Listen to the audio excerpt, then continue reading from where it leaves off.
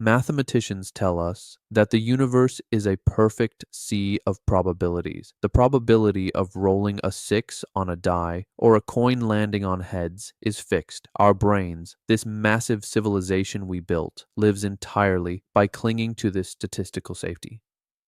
Because we have to believe that there is an order within the chaos, that the system is ticking flawlessly. However, sometimes something gets stuck in the universe's source code.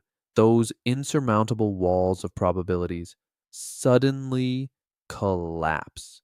Behind that word we use to protect our sanity, calling it a coincidence, a series of unexplained cosmic errors begins. It's as if inside a massive simulation, the software hiccups for a moment. Today, we are going to look closely at those chilling glitch moments where human history bankrupted mathematics. The date was August 6th, 1945. A young engineer named Tsutomu Yamaguchi was in Hiroshima for a business trip. At 8:15 a.m., the sky was torn apart by a blinding white light, the likes of which no human eye had ever seen before. The first atomic bomb in human history had detonated. Yamaguchi was burned, his eardrums shattered, but he managed to survive alive from that hell. All he wanted was to get away from this nightmare and hug his family. Wounded, he barely managed to get on a train and fled to his hometown where he thought it was safe. The name of his hometown was Nagasaki. When he arrived there, covered in bandages, he was telling his boss how that single bomb he saw in Hiroshima completely destroyed a whole city, while his boss was telling him that this was impossible, that a single bomb couldn't do that. The sky was torn apart by a white light once again. The second atomic bomb fell exactly where he was. A probability of less than 1 in a billion had occurred.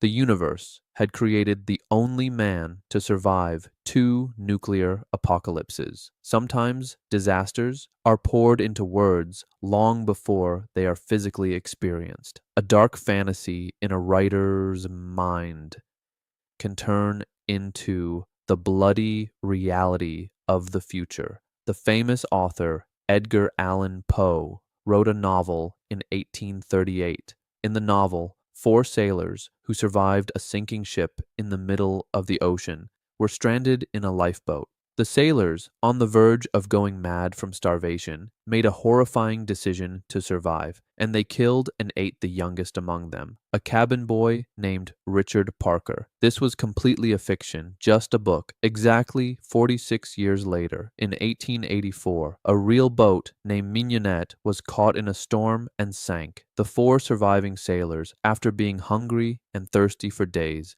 decided to sacrifice the youngest among them. The real-life name of that boy they used as bait was Richard Parker.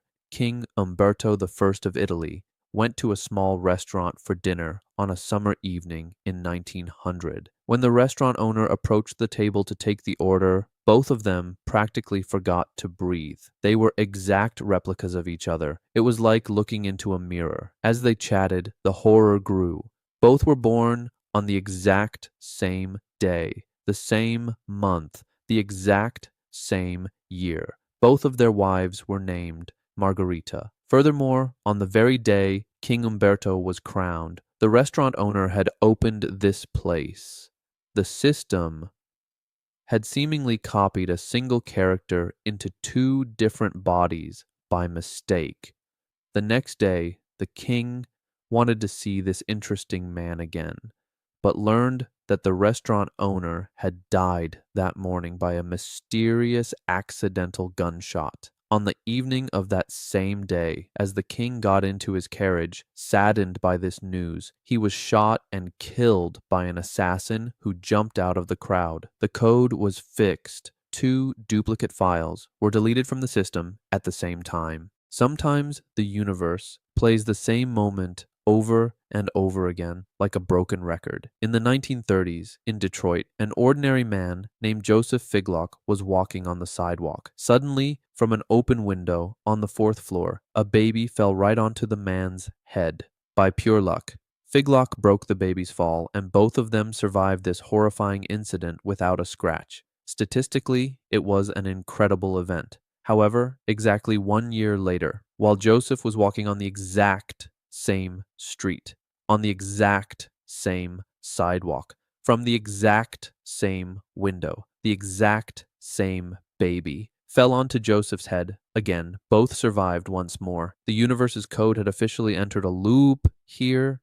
Time had practically folded onto itself. One of the largest structures mankind has ever built against nature, the massive Hoover Dam, consists of millions of tons of concrete and steel. During the construction of this massive project, the name of the first worker to fall into the river and die was J.G. Tierney. Date of death, December 20th, 1922. On the final day of this giant construction, which took years and cost the blood of dozens of people, there was one last worker who lost his life. His name was Patrick Tierney. He was the biological son of the first man who died, and the day he died was exactly the 14th anniversary of the date his father lost his life in that river. December 20th, 1935, the dam, from the lineage of the life it took when starting the construction, collected one last price as it finished. Violet Jessop was a ship nurse. She was working on those massive piles of steel in the middle of the ocean. In 1911, when the giant ship Olympic collided with a warship, she survived the accident without even a bloody nose. A year later, in 1912, she transferred to the legendary Titanic, which was said to never sink. As the Titanic hit an iceberg and sank into the dark waters of the ocean, she managed to survive the freezing waters. But she didn't leave the sea. In 1916, the hospital ship Britannic she boarded hit a naval mine in the Aegean and sank, and she survived again. 3 different massive luxury ships. 3 huge maritime disasters. And the only woman who survived all of them. Was the universe trying to kill her, or was it programmed to keep her alive at all costs? Throughout history, legends of reincarnation have been told, but sometimes the evidence chills even the most skeptical minds. The founder of the famous automobile empire, Enzo Ferrari, passed away on August 14th, 1988. Only 2 months later, on October 15th, 1988, a baby named Mesut Ozil was born. When you look at the side-by-side photos of Enzo Ferrari's youth and Ozil, you will see that their facial features, their gazes, their bone structures are exactly, eerily identical.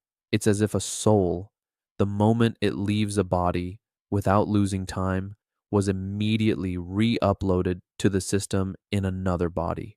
When we look at all these stories, our brains, to protect us from the terror of this unknown, cling to a single word, coincidence. But what if, since our ancestors who looked at the sky and searched for meaning on that dark night, we have been reading the reality completely wrong? What if the system running this massive simulation gets tired sometimes, perhaps because the universe's processing power is not enough to create billions of completely unique lives? It is forced to use the same names, the same faces, the same dates, and the same tragedies, over and over again. Just like minor cracks in the load-bearing columns of a massive building, these events also